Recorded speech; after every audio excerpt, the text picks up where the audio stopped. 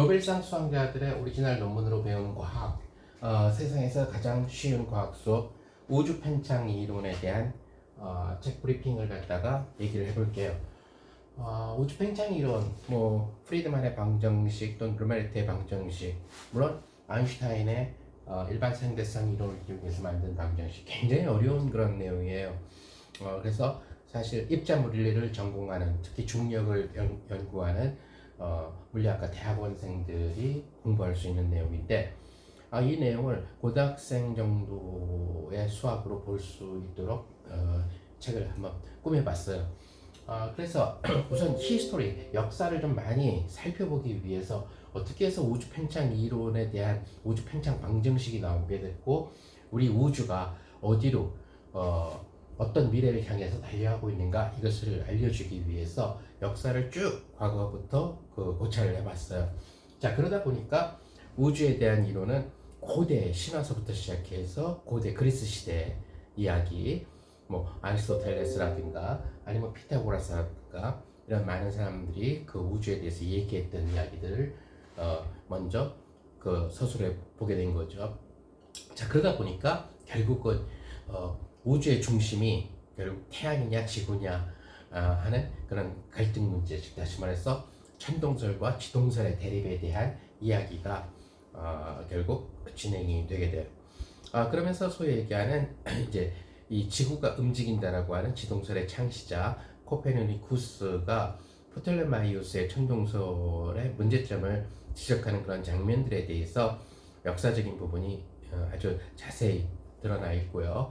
자, 그걸 토대로 해서 소위 얘기하는 케플러의 그 행성 이론, 그다음에 갈릴레이의 지동설에 대한 보완, 이런 것들에 대한 이야기를 곁들여 봤어요. 그러면서 처음에 이 행성은 수금, 지, 화, 목, 토, 여기까지 육안으로 볼 수 있었는데, 그 뒤에 행성들, 즉 천왕성을 발견한 음악가 허셜의 이야기, 또 허셜 그 남매의 이야기가 되겠죠. 그래서 캐롤라인 허셜과 오빠인 그 허셜과의 그 공동에 의해서 발견된 은하수나 천왕성, 이런 이야기들. 그 다음에 이제 그 소위 얘기하는 수학에 의해 가지고 수학자들이 그 수학적으로 계산을 해 가지고 그 다음 행성을 찾아내게 된 것이 바로 해왕성이 되겠죠. 그래서 해왕성 이후에 이제 명왕성까지 사실은 이 행성계가 완성이 됐다가, 명왕성의 경우는 최근에 퇴출이 됐죠.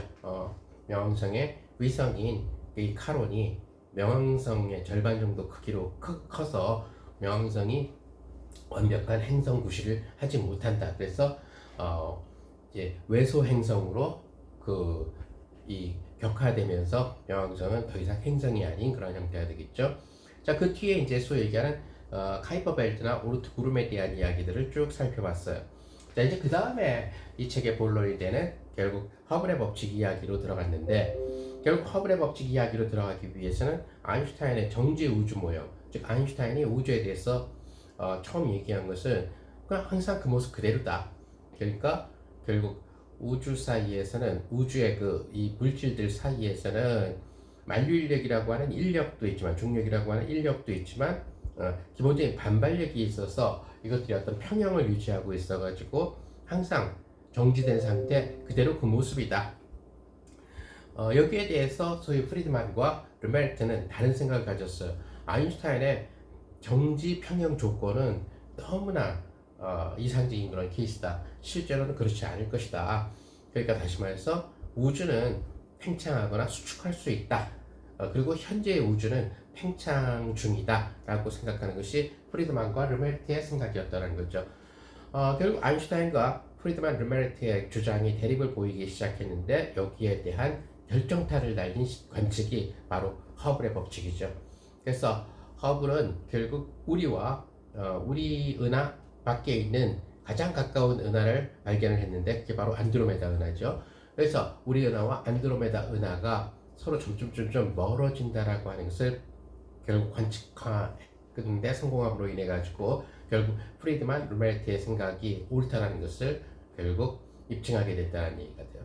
그래서 허블의 관측 이후에, 즉 허블의 법칙 이후에 결국 우주는 현재 지금 점점 팽창해 나가는 과정이고, 이것이 이제 소위 얘기하는 우주에 그 있는 물질들의 기본적인 그 물질들이 만들어내는 어떤 밀도, 그럼 그 밀도에 따라서 결국 우주는 영원히 팽창할 수도 있고, 팽창하다가 최대 크기에서 다시 수축해서 쪼그라져지는 이러한 상황이 될 수도 있고, 이런 여러 가지 케이스가 있다는 것을 여러분들은 이 책을 통해서 볼 수 있을 거예요.